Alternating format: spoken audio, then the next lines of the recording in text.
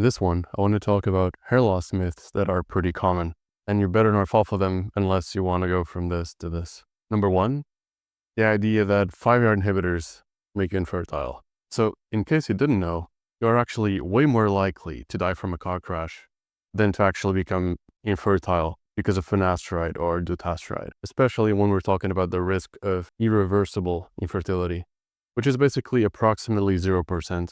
And just severe side effects in general, it's pretty much 0%. And side effects overall, it's extremely close to 0%, so basically 2%. And they're reversible anyways. There's a lot of misconceptions when it comes to 5-AR inhibitors. However, we have to look at averages, not anomalies. If you look at anomalies, you're going to be scared of everything. You're going to be scared of drinking water because it kills some people. But when we look at averages, it is extremely safe. And you may know it's extremely safe, but almost nobody around you does. It's still extremely underground knowledge somehow that these drugs are extremely safe and they have a massive risk to reward ratio tilting to the positive side.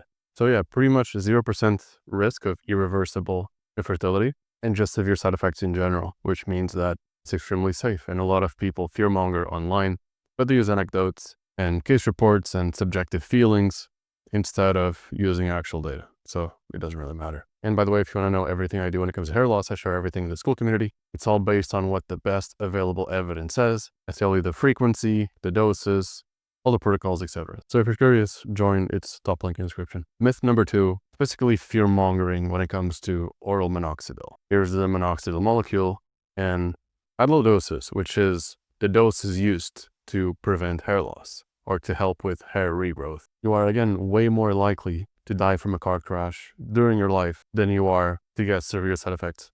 You may get more hair growth in your body. That's one of the side effects, but it's not dangerous. When it comes to serious side effects, for example, pericardial effusion, it's pretty much 0%, especially if you're healthy. So the percentage risk is way more important than case reports. This is how we analyze, or at least it's how we should analyze data in the first place.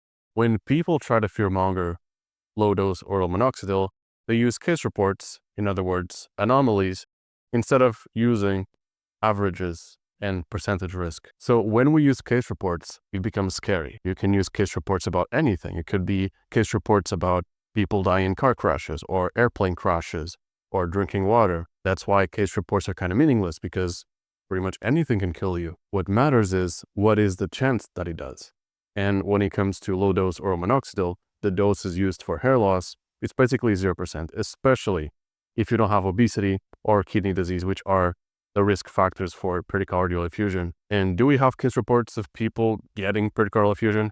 Yes, but those are anomalies, and exceptions don't break the rule. Just like we have people dying from drinking too much water, but they don't represent averages, and they don't break the rule anyway. Number 3, the idea that hair loss is just DHT related. This is not true. Here's, by the way, a diagram that I made. I did not include the Wnt pathway, so I only included pretty much the main mechanisms when it comes to hair miniaturization, which is what people consider hair loss. I did not include the Wnt pathway, or basically the hair regeneration pathway, which is the one that counteracts hair loss. And DHT and other factors, for example, inflammation, they do decrease the regenerative pathway, basically, which is the Wnt pathway and others. But yeah, this is a large part of the mechanisms, and this is the hair miniaturization mechanisms. And it doesn't just include androgenic factors. It also includes inflammation, both systemic and localized, and a lot of bidirectional feedback loops. So for example, when it comes to DHT binding and reactive oxygen species, and there are multiple others, bidirectional feedback loops. It's way more complex than just DHT causing hair loss because of 5-alpha reductase. Of course, DHT is the main factor, but there are certain habits that do increase DHT sensitivity in the hair follicles, and they also increase 5-alpha reductase activity, and they overactivate the enzyme. So there are many bad habits that actually overactivate 5-AR and increase DHT sensitivity in the hair follicles, at the base of the hair follicles. So for example, bad sleep, it actually worsens these two. High refined sugar consumption, because spiking your insulin actually increases 5-alpha reductase overactivation and also DHT sensitivity. Same thing with smoking, same thing with nutrient deficiencies, same thing with high chronic stress, which is pretty important. And there are others, for example, drinking, etc. So it's not just DHT. There are things that actually increase the amount of hair loss, either androgenically or non-androgenically.